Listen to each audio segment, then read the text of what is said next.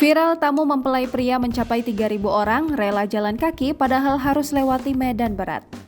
Pernikahan merupakan momen sakral yang dinanti-nantikan oleh setiap pasangan pengantin, tak terkecuali juga bagi para sanak keluarga.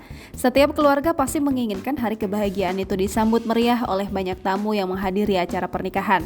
Seperti yang dirasakan oleh keluarga yang satu ini, viral di media sosial, salah satu pasangan yang menikah tersebut mengundang tamu undangan hingga mencapai 3.000 orang.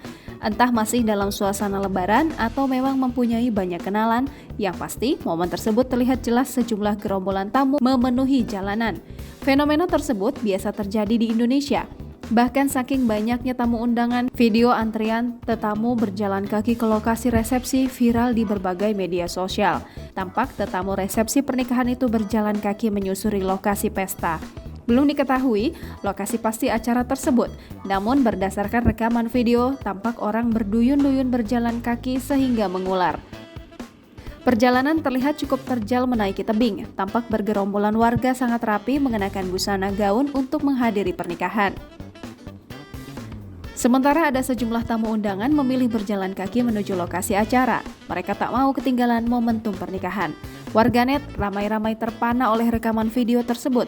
Mereka bingung seperti apa bentuk resepsi pernikahannya. Jangan lupa subscribe, share, komen, dan like ya!